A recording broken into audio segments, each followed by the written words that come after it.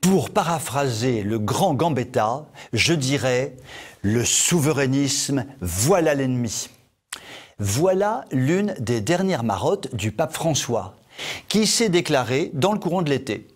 Le souverainisme serait le mal du siècle, le fauteur de guerre, un pilier du nazisme, un relent nauséabond des heures les plus sombres de notre histoire. J'en tremble de tous mes membres apeurés. Comme le souverain pontife n'en est pas à une contradiction près, il rappelle par la même occasion que l'Europe a des racines chrétiennes et que l'identité ne se négocie pas. On ne va certes pas le contredire sur ces deux points, mais précisément le principe de la souveraineté, ce que défend justement le souverainisme, n'est-il pas ce qui permet la conservation, la préservation de cette identité, et en précisant les contours, qui sont aussi des limites créatrices. À la vindicte publique, le mot de souverainisme est donc jeté, et cela est bien maladroit, surtout de la part du chef d'un petit État, le Vatican. On ne peut plus souverain et souverainiste. Et puis cela me rend triste, moi qui suis plutôt souverainiste, je dois l'avouer, de me voir qualifié de nasillon en puissance. Je crois que je vais finalement verser de grosses larmes. Bon, petite leçon d'histoire, un petit retour s'impose. La question de la souveraineté du pape ne s'est-elle pas posée avec une douloureuse acuité pour le chef de l'Église catholique, apostolique et romaine, à l'heure du grand chambardement européen que fut la Révolution de 1848 et la construction de l'unité italienne.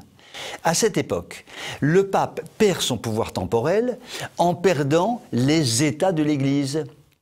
À cette époque, il court le risque de se diluer, de se noyer dans les États modernes en pleine construction, de perdre sa liberté de pensée, de parole et d'action.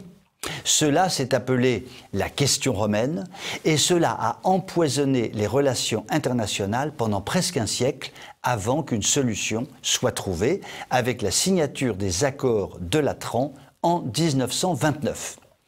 Ces accords ont eu l'immense mérite de reconnaître l'existence souveraine et indépendante d'un État du Vatican, condition indispensable à la libre existence du pape et au rayonnement de son magistère moral et spirituel. Le souverainisme, c'est bien.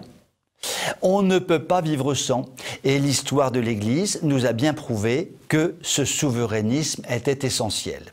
François veut l'ouverture totale du territoire du Vatican, suivi très probablement par l'installation de centaines de migrants sur la place Saint-Pierre. Eh bien, s'il le veut, qu'il le dise clairement, et voyons ce qu'il en ressortira. Car l'ouverture totale pour les autres, mais pas pour soi, ça n'est pas bien du tout. François, il faudra vous en confesser. Vous pouvez m'écrire si vous le voulez. À très bientôt.